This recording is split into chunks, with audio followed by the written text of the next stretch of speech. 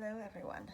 Welcome to another Shakespeare reading. The Taming of the Shrew was one of the first Shakespeare plays I ever saw. I saw it on a videotape, my uncle was in it. I've always been fascinated by Taming of the Shrew because it's so confusing in so many ways to me, but I find it intriguing. The passage I'm going to read today, I used for an audition once. I have not ever got a big role in any audition, just so you know. I've only been an extra. Okay, my conscience is clear.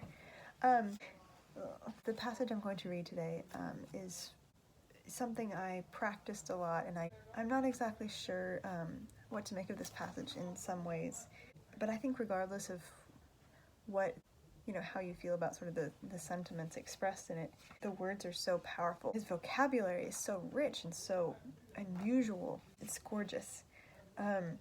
This is Taming of the Shrew, Act 5, Scene 2.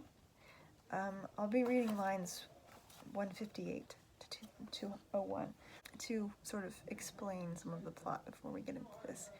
Katerina at the beginning is famous for her caustic tongue and her vicious wit against men, and Petruchio takes up the challenge. In this scene, Kate has sort of reformed. She is a completely different person, apparently. She is now very much in love with Petruchio and is speaking. There are some other women. She's at a dinner party with her husband and her husband's friends and their wives. She hears them, I believe, making witticisms at their husband's expense, and someone calls on her to give her opinion, and this is what she says. Fie, fie, unknit that threatening, unkind brow, and dart not scornful glances from those eyes, to wound thy lord, thy king, thy governor. It blots thy beauty as frost do bite the meads, confounds thy fame as whirlwinds shake fair buds, and in no sense is meet or amiable. A woman moved is like a fountain troubled, muddy, ill-seeming, thick, bereft of beauty. And while it is so, none so dry or thirsty will deign to sip or touch one drop of it. Thy husband is thy lord, thy life, thy keeper, thy head, thy sovereign, one that cares for thee, and for thy maintenance commits his body to painful labor, both by sea and land, to watch the night in storms, the day in cold, whilst thou liest warm at home, secure and safe, and craves no other tribute at thy hands but love, fair looks, and true obedience. Too little payment for so great a debt.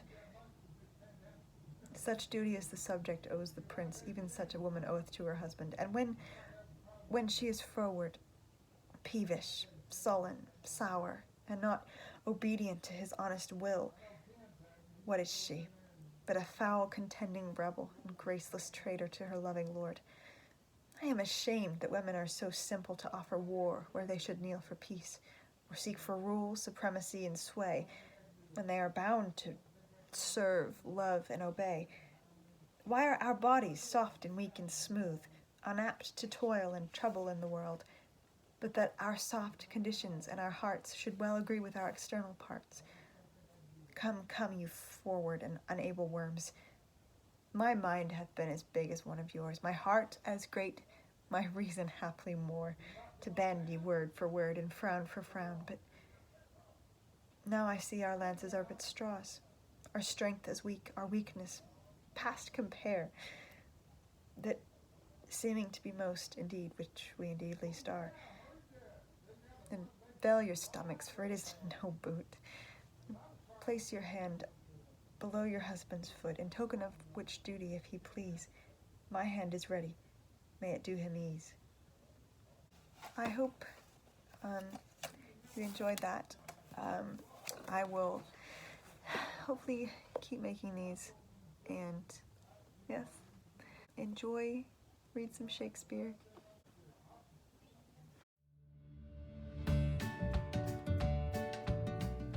Hello. Oh, that was so awkward. I'm trying to quarantine well, but I'm not perfect at it.